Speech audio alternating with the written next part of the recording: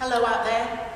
I'm Siobhan Davies and this is Matthias Sperling. Hello. And this is meant to be a rehearsal, which I hope that you are watching and going to be engaged with. And we very much hope that you're going to send us in questions as we get going. So the beginning is a little strange because it's incredibly hard to imagine a rehearsal being live for you, because there are moments in which it's a construct and not completely live. But we would have to own up that most of our rehearsals have been 85% doing this. Yeah, and I don't think that's necessarily owning up. I mean, I'm quite proud of spending a lot of time talking and thinking about what we're doing. And so we decided today that we would like to spend this time talking and answering your questions, which hopefully will come flooding in very soon. And we've made a decision not to show you any movement today. And maybe the first thing we can do is talk about why we made that decision. Yeah. I can say one thing about Good. that immediately.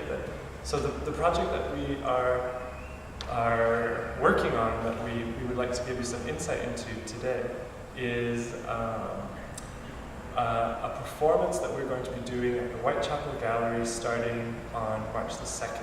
And it is within a specific space, and it's a response to a specific piece of visual art by Barclay. And so we felt that we've been working very hard on making something that is site-specific to that context. And so we would really like to make sure that people see the movement work that we're doing in that specific context. Yes, and there's a simplicity about the line of action that we have made, and out of context I feel we would be betraying it in some way, and it's going to be more vital and real in the right situation. Mm-hmm. But one of the things I wondered whether there are two areas that would be quite interesting to get started on. One is the nature of what do we mean before we enter into Claire Barclay's installation? What is it that intrigues us about working in a gallery space? Because it's obviously very different from working in a performance space, a theatre space. I think it's worth saying, just in case some people might not know this, that it's not our first time working together in a gallery context. That was it 2 years ago now? That we worked on Sue's project, which was called The Collection, which was quite a large-scale project involving many visual artists and dance artists together.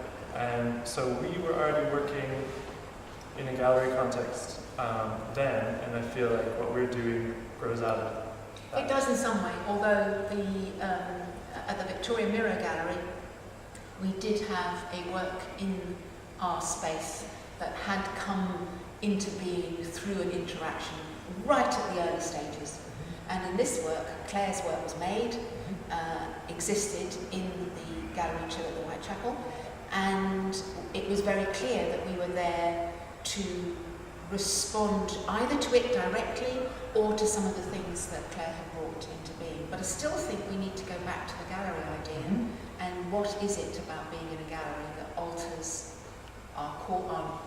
some of the courses that we would have developed over a period of time performing in other spaces. One thing is proximity. Yeah. I think that's a very important thing. So I don't even want to use the word audience. The people who are the observers are right in the room, taking their time to come into the space. It's their choice when they come in. It will always be their choice when they can leave. It is their choice which part of the installation that they're going to look at.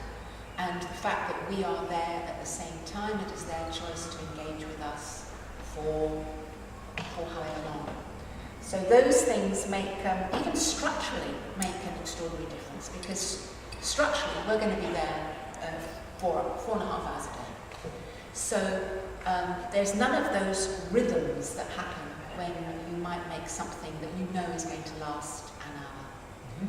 So the structures that are there to form the rhythm, complexity, variation of a work that has a beginning, middle and the end, are not there to support us. We have to be in the moment, in the now, every single second. There's almost something as well about trying to develop a performance that is perpetually offering a beginning, perpetually offering a middle, and perpetually offering an end.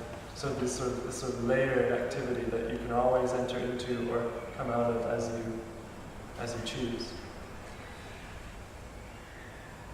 I've lost the thread that I was going to bring into it, and now I've forgotten what it was. Hold on, I've just got to try and think of something else to think. I just had something in my mind. Yeah, well, I was just thinking as well about the why we want to work in the gallery.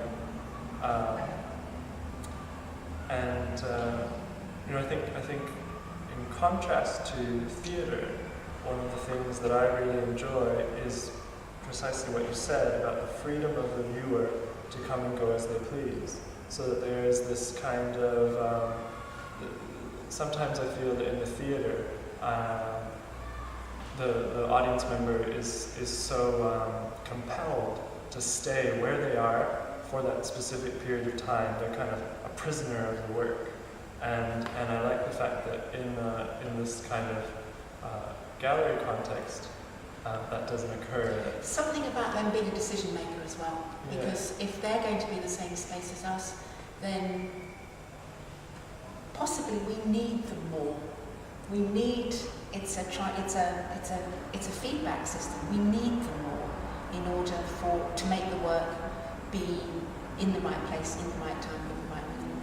I think that was something I wanted to bring out also, is partly one of the reasons that we spoke a lot during the rehearsal period, we spoke a great deal, is why move?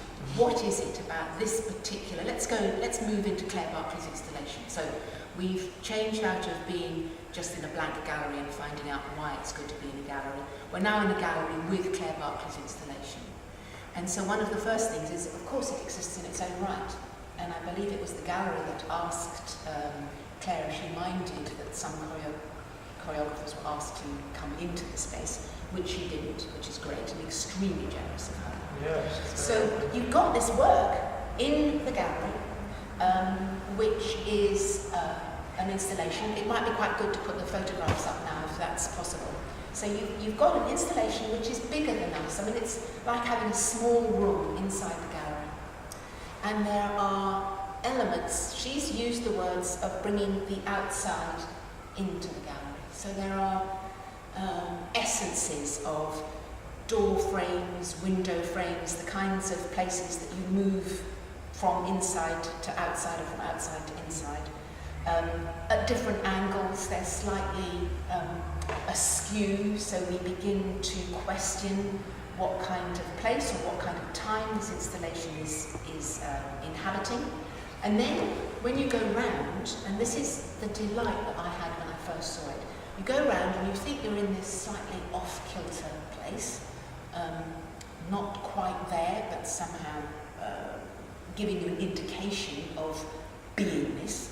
And then you come across these details, and one of the details which I particularly would love to describe are the potential of a hat, like a top hat or a bowler hat. And it's made out of the material, that very sensuous material that you immediately want to brush with your hands. And there it is on the ground, and when you look at it again, it is not a hat. It is the beginnings of a hat. It's an uncompleted organisation, but completed in it's been deterred from its original idea. It's come up as something else. So you begin to look at that and you're going, why am I intrigued by something nearly complete but not quite? And what state of mind does that put me in? And there's a few more examples of that. There are beautifully made keys and locks that are somehow just suspended without a door to belong to. And again, I think you're put into a mindset of going, I'm in a space that I should recognise, that much of my body and thinking does recognise, And yet when I come across these elements, I'm thrown. I'm thrown because of... Yeah, there are these associations where you feel you ought to automatically know how to use this object because it's familiar, it's giving you certain associations, certain signals. But then there's the realization that you wouldn't know how to use this object. It frustrates your knowledge that you already have. So it forces you to re-engage with noticing in a more detailed way.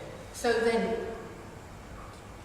those three words, re-engage with noticing, was something that we kept on speaking to each other. How would we re-engage somebody to notice movement that wouldn't pull the flesh off Claire's work? So we made a decision reasonably early on not to wish to detract from her work. I mean, there were some very early ideas in which we were going to stir up something in a much more animated way, and those were great fun to talk about.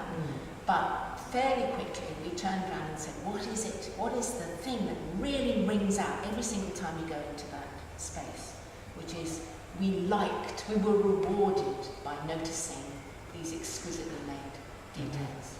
And I think that we were wanting to find something very particular in action which would reward the viewer if they stayed with it to watch more of it. And that sounds incredibly simple, but finding the right move at the right moment and the right time is the charge of our job. So talking about it a great deal and waiting till we felt we found the right day. Yeah. I think talking about Claire's work and our perspective on Claire's work as well, I think it's really important to talk about the way that Claire makes her work and the processes that she uses, because those gave us a really rich source of information. And one of those things I will describe as being that I think she develops an interest in a particular making process, a particular technique of making an object, like the hats that you mentioned, like the bowler hats, top hats, for instance. And then either she learns about that technique and the process of making that goes with that object, or she learns to do it herself. And so, in the end, in her work, there are absolutely no ready-mades, even though they may appear at first glance to be ready-mades. Everything is made from scratch specifically for the work. So there's that one thing, the process of learning a technique of making and then diverting that technique of making to an unexpected result. Did you, given the sentence that you just said, when you were contemplating movement, did that help you? Did you help? Were you thinking about the tools of making that you sometimes talk about? Was that some way that directed you? Were you able to?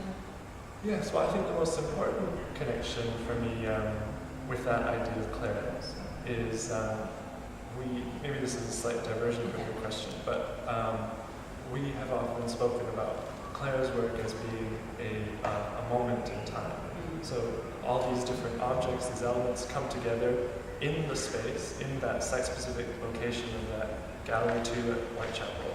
And then over a period of, I think, about 2 weeks, they get assembled together to create a work in the space. And then there's a moment where that development is frozen, and then the work remains in that state.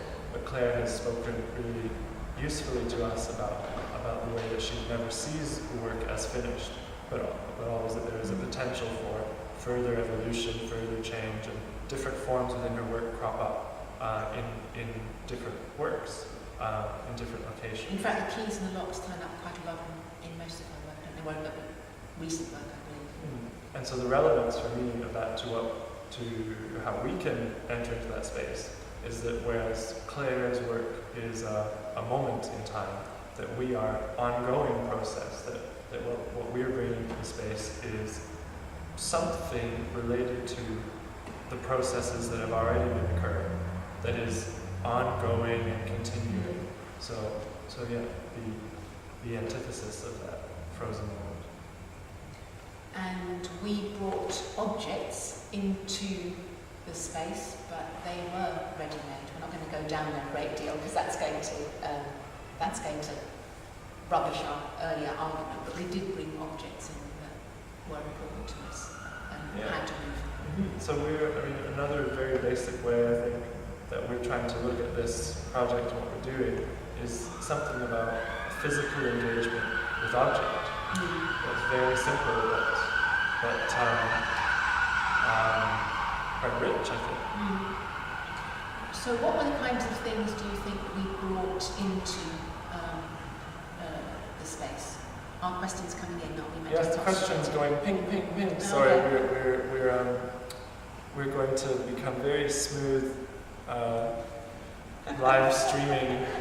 We're so good at this. this. By the end of this, but it might be a little shaky to begin with. Okay. We do have. So, do you want to divert to a question? Let's divert to a question. Okay. Okay.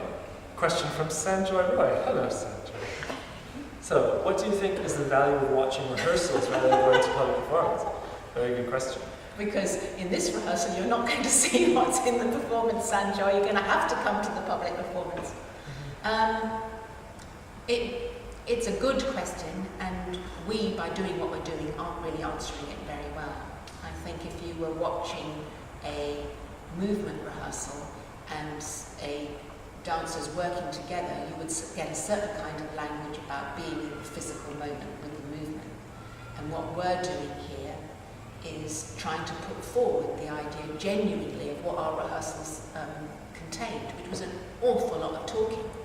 And when we were speaking yesterday about what that would mean in a live stream like this, I think both of us were quite proud about being able to say, you know what, a lot of this is about making decisions mindfully and thoughtfully and through feedback from one person to the other, which eventually will narrow down the field of which movement is going to be the right kind of movement. I mean, I've just come back from a series of rehearsals with watching Henry and Deborah work on something, and they work consistently, very physically. They make the movement and physically inhabit it, but then they step away from it and look at it and talk about it endlessly. So the feedback is between what the movement offers and their application of the thought that went into the movement and throwing one thing back against the other. Whereas here we spent lots of time turning around and going, what is the movement that's going to be most accurate to this very particular situation? And if we'd shown you, I don't think we would be in the right place to do that right now. But I think that for me, one of the main reasons to invite a discussion like this before the performances begin is to offer some inroads into that performance, to hopefully whet an appetite about that performance. And also, I think it's really exciting to think that we might, with some people who might be watching today, start up some bits of discourse about that performance. So we can already be sharing ideas about it, and then those can be brought into the gallery space as well. I think that would be really exciting. Actually, something that we spoke about yesterday also is that the movement hasn't been rehearsed a great deal. It's very accurate what's being asked, but it hasn't been rehearsed a great deal because it felt as if it was very important that by doing it in the space, we would be accruing layers of knowledge or development in the right place, in the right time, rather than overdoing it before it enters into the place that it's required for. I mean, if I sort of take another tack on that statement about us not having rehearsed very much, I would sort of see that in a slightly different way. That for me, to some extent, my aim is that what I do in that performance in the gallery space is not rehearsed at all. Yes. I would like to share something that is live and inviting to be seen without being over-practiced. Over-practiced. Because one of the things that I remember speaking to Matteo Farjan about when talking about performance, it's fascinating because of course there's an opposite to this immediately. There are some times in which the accuracy of doing may require a great deal of pre-preparation. But that doesn't mean that there can't be an accuracy of doing if the, can I use the word rules? If the rules are in place, which means that in the moment you know that if you do the thing, it's more likely to be right. Yeah. So it's not about preparing, but putting yourself in a place to do the thing that's being required of you. It's simply, I think, putting your preparation in a different place. Yeah. It's not a lack of preparation. No, okay. There's another question from Sanjoy, which is interesting.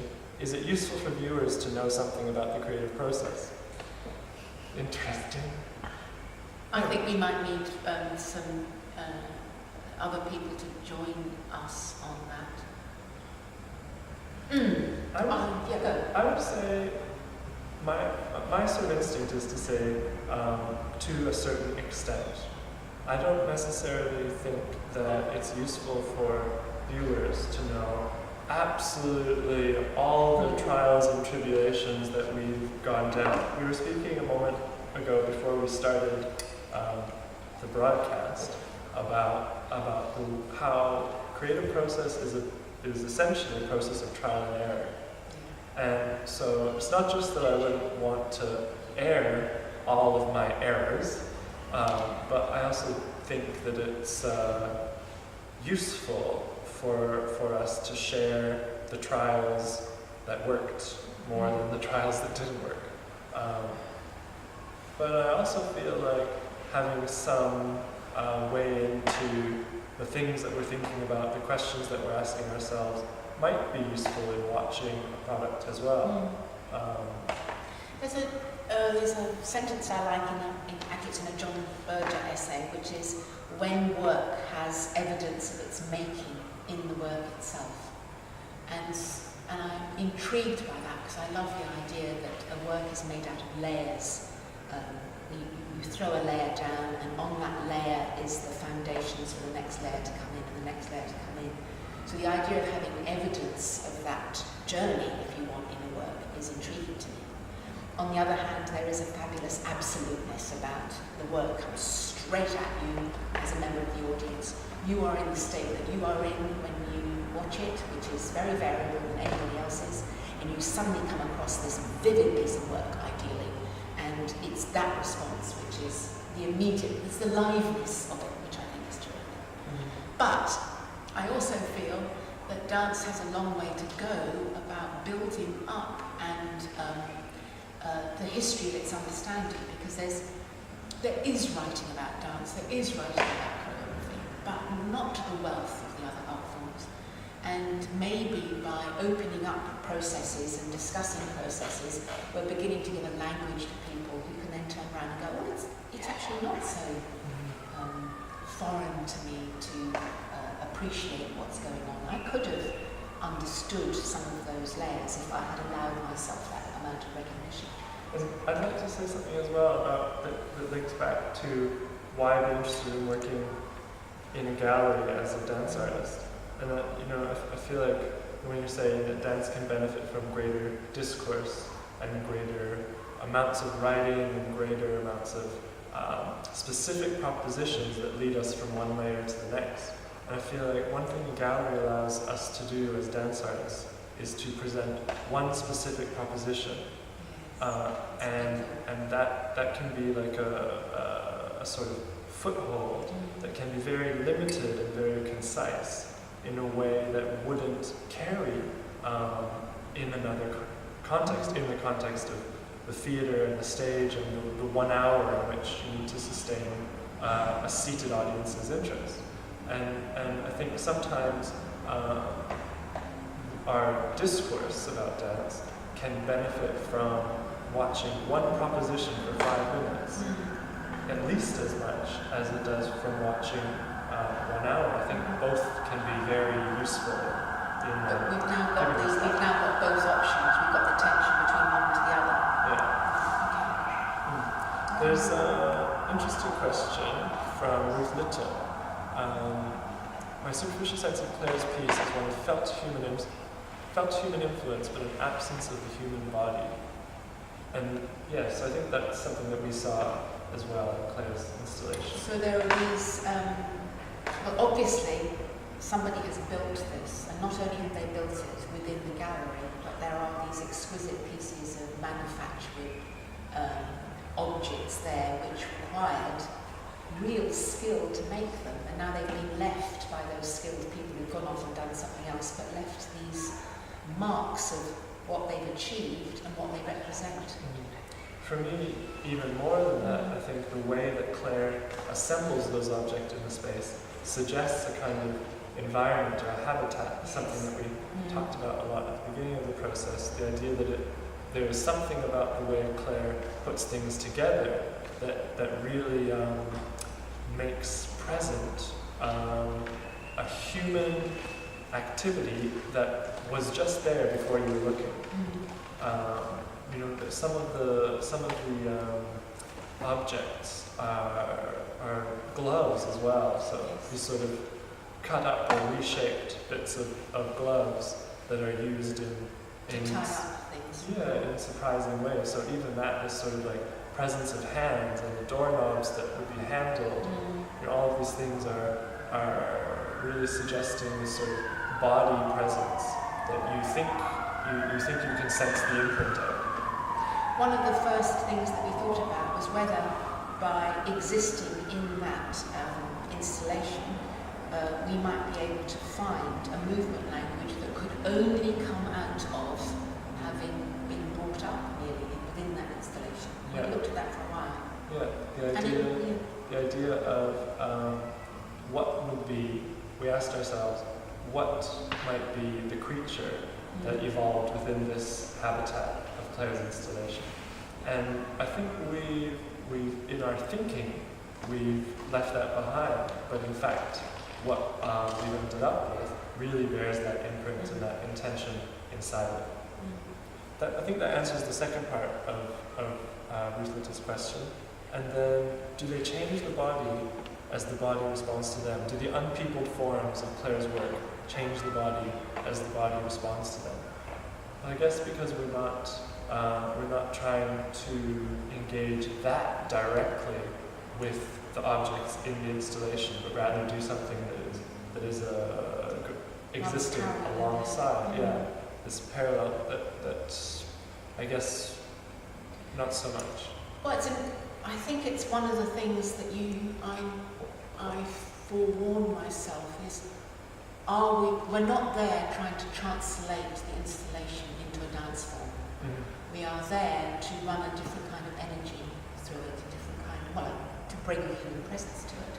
Although, as Ruth points out, the human presence has been there left, we have arrived with another one, but not as a translation of the installation itself. It's a counterpoint to it, but it's not only a counterpoint to it in this instance, I don't think. I really do feel the movement made is the movement made very, very much in that place. Yeah. I think you're starting to get into the last part of Ruth Little's question. What questions are you both asking about presence in the almost but not quite environment of Claire's installation? And so... I like that almost but not quite. It's a good way of thinking about it. So I think that we are not trying to come into the space ourselves having an almost but not quite presence. I think we're trying to just simply be present. But I think, like Claire's work, we are interested in coming up with activities that are almost but not quite functional. Just like her objects are nearly functional. We keep coming back to this phrase that her work makes us think about things that are nearly functional, but not quite functional, or not yet functional. They've been rerouted into something else.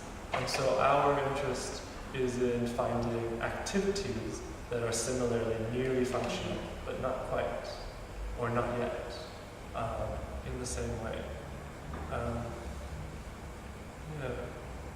I think we were getting close to this other question about cohabitation that we've often talked about what is how do we want to be present in the gallery, and what kind of opportunities for attention and shifting concentration do we really want to offer people who come into the gallery. And so you were talking about counterpoint, and then we've also spoken about the idea that we wanted to create, or we wanted to embody a kind of cohabitation with Claire's work and with the viewers in the space. That offers quite a lot of freedom for all three. Yes, so that any one of the three is part of a circle, so you can move the viewer can move very easily between Claire's work and our work. And ideally, I suppose, puts either Claire's work or our work, there's space in between the thinking for the viewer to play within the thinking between the movement work and the visual work. And I like that area in between, because you sort of feel there's a vibration that can happen between both. And that's a place in which the audience can become animated, I think. And I find that a very, very daunting task. I think it's very difficult. I think I've seen many times when audience members share space with a performance. Frequently, the audience almost has the space taken away from them. And that's something that I'm really keen to work against. And we tried very hard to work against that in the collection when we were working on minutes. But even so, very frequently people's response when they walked into the Victorian Road Gallery was to enter in and then just hit the wall and get absolutely as far out of the way as possible, so as not to interfere or as not to be too implicated. But certainly I think it's easy to make people feel uneasy when they're sharing space with performance. And so I think for me one of the really big challenges and one of the really interesting things is to try to find ways to counter that. Yes. We did talk about that a great deal. One of the words that we bounced off between each other is how can we find ways in which to some extent we are at work, so that we are absorbed in what we're doing in such a way that when a viewer comes in, the first thing they may notice the installation, they may notice us, but they can sense that we are unhurried, or when I say unbothered, not ungenerous towards the audience, but not bothered in the sense that they may feel, oh my goodness, I've interfered with them. So that we are able to carry on, ideally intrigue them, ideally ask them to renegotiate what it's like to not to have a work that's completely still, but to have a work that is human, that is making decisions in the moment. And is that one of the pleasures that we might be putting down in a gallery, is that a viewer is constantly aware, and ideally the thing that we produced is that the thought and the action are having to work in the moment every single time you make a move. So the thought helps make the move, and the move then helps make the thought. And I don't want to overcomplicate it, because that is very, very simple. But I hope one of the engagements is that a viewer turns around and goes, they really are having to, Matthias is really having to think in the moment and do in the moment. And in a way make something sculptural in the moment. I know you're not making something sculptural, I know you're not doing that, but I think it's present there, that there is I don't want to use the word shape, absolutely not, but I can't think of another one. At the moment that there are these constantly changing shapes that are ongoing, but each one is made because you have to make that rather than it's being prepared. maybe this takes us to the point about subject and object Okay. that I'm also very interested in. So you're talking about if I'm performing in the gallery, do I become a sculpture? Yes. Am I a shape? Am I an object? And I'm very keen to avoid that. I'm very keen to avoid that perspective on dance and the dancer as an object. And so what I think we've tried very hard to work on, I think lots of your past work works on this as well, is how do we make visible the thinking, feeling presence of the person.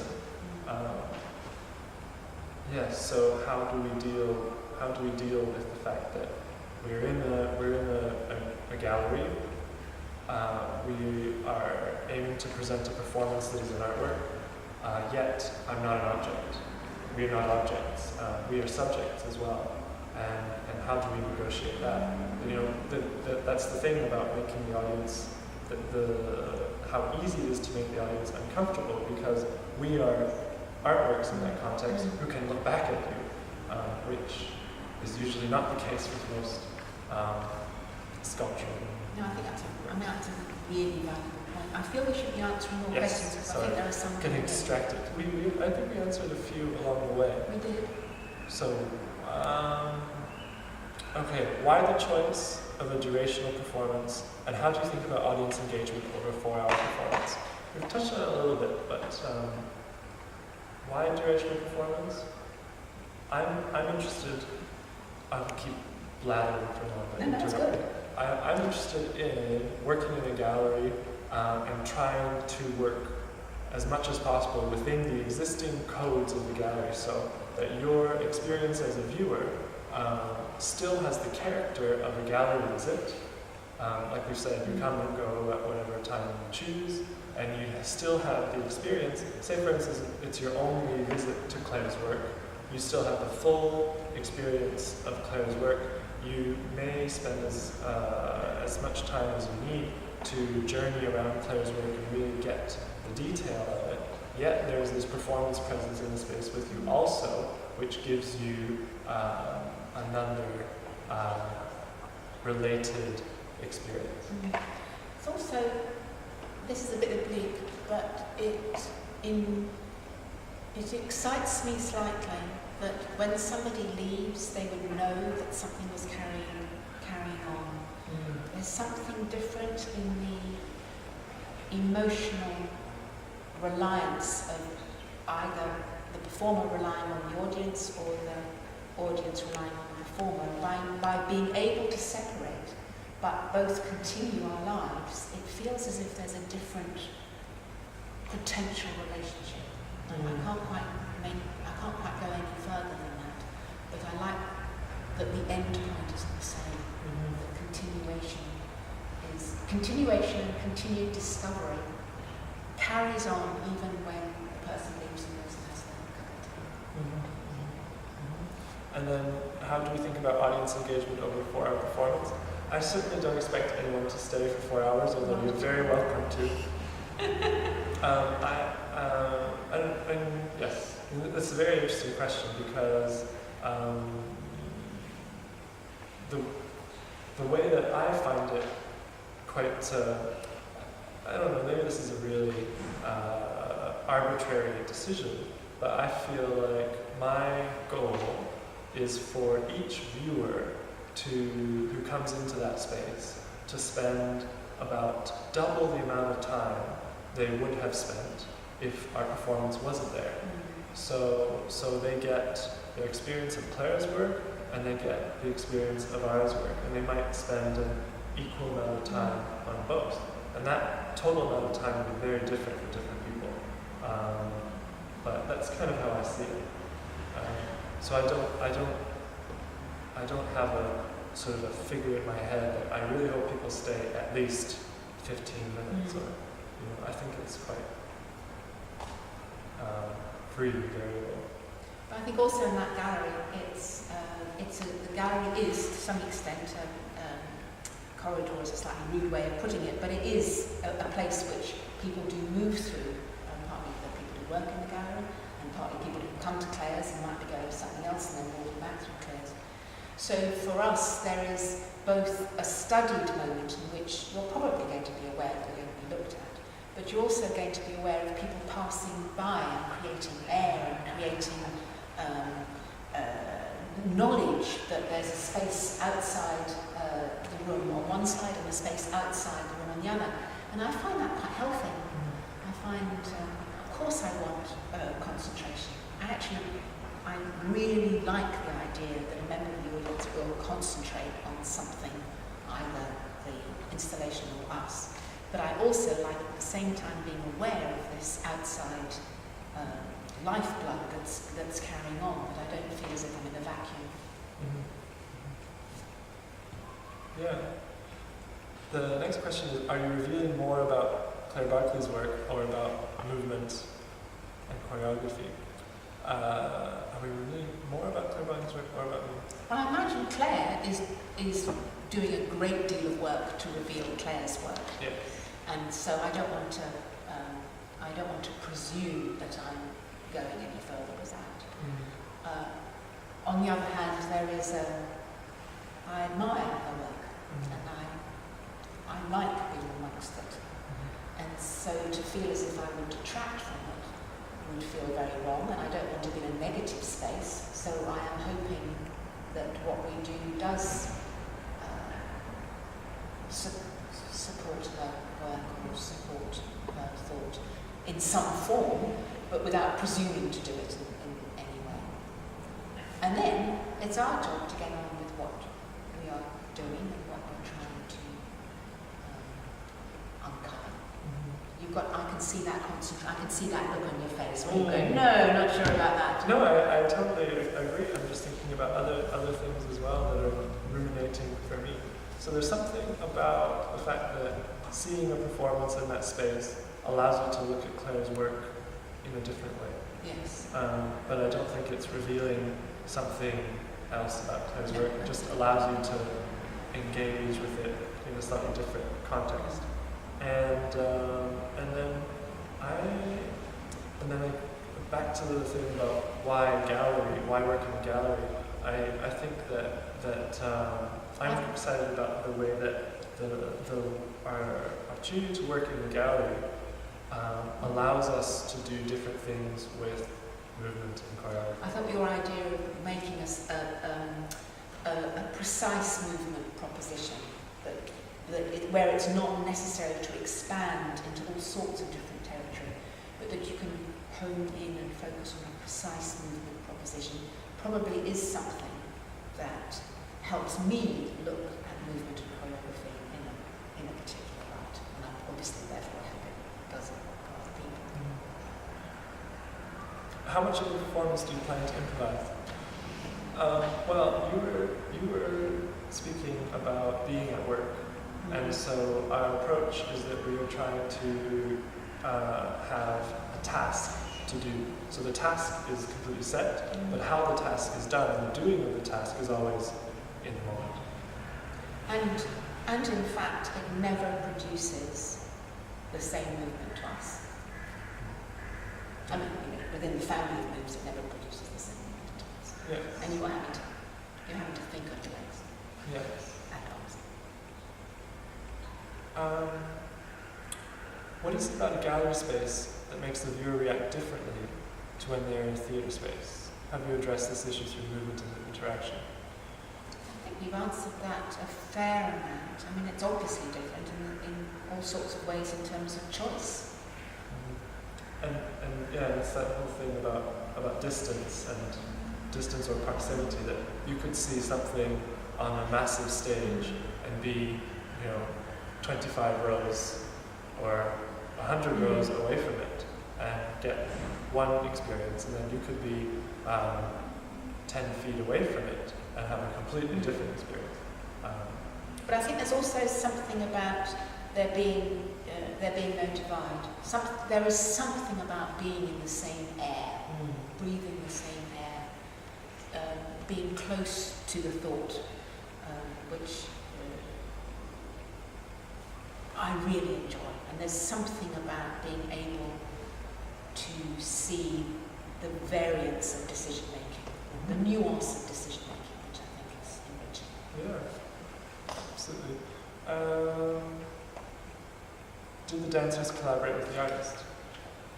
Interesting question, yes. So, how do we work together? How do you work together? Who's the artist? Oh, with the artist. Oh, I thought Is it Claire? But I suppose it's Claire. Yes. If it's Claire, Claire made the work, conceived of it and made it before we were, not before I was invited, but before we approached the work, absolutely. On the other hand, she has been completely available to talk to. She's been remarkable that way, incredibly generous and very kind of, in the best way, kind of cheekily enjoying what, there are two other choreographers working on this project, Yes. Henrietta Hale and William Tuckett, who have made, I believe, very, very different responses, and I think she's enjoyed that. So she's been very informative, and as has the Whitechapel Gallery, been incredibly informative about making quite sure that we know what we are working with. But if that question was about you and I, then we work together. Absolutely.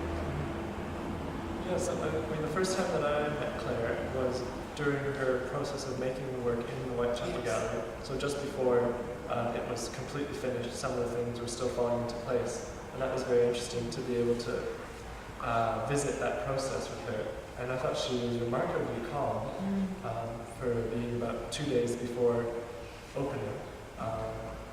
And yeah, just reflecting on how this and this and this would go together. And then Claire has also come here to visit us in the studio as well, which has been really great. And yeah, has really fed into our thinking, has really given us useful responses to our questions or to our directions that we're wanting to go with things. Yes, that's been really useful. And been so incredibly open about, in the beginning, it was even, the very beginning of the conversation is even that perhaps we might, move things around in the space, or we might really intervene in what she has done. So she's very, very open. But we decided not to go down that way.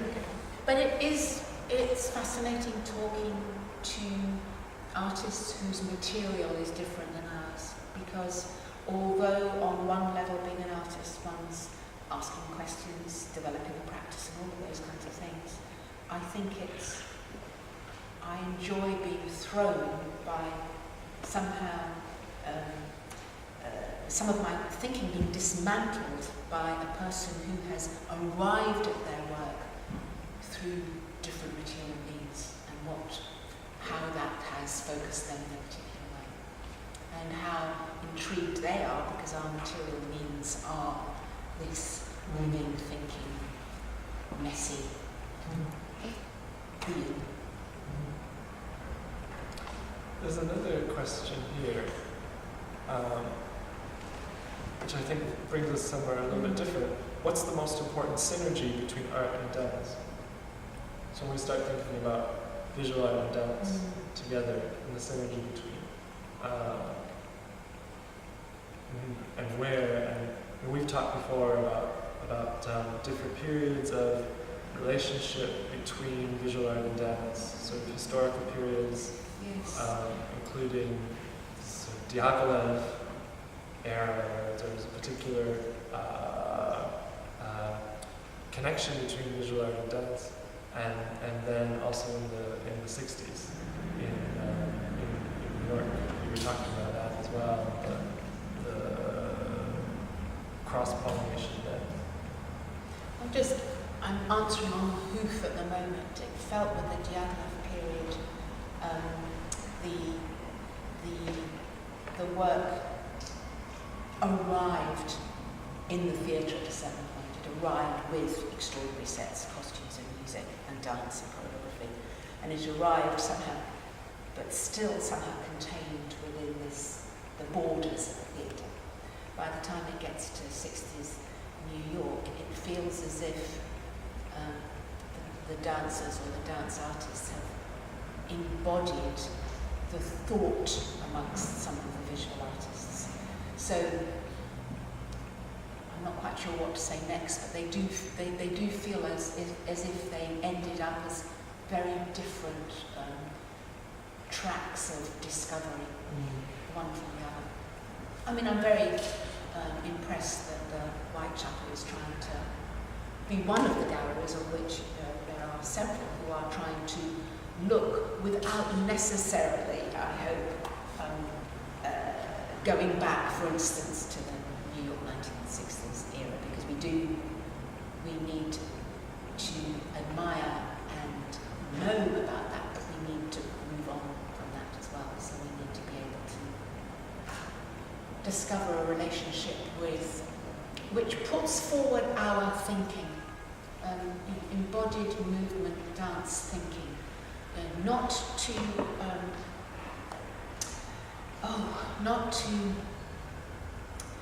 to make it precious, but there is a whole methodology of thinking that arrives out of working with the mess of ourselves.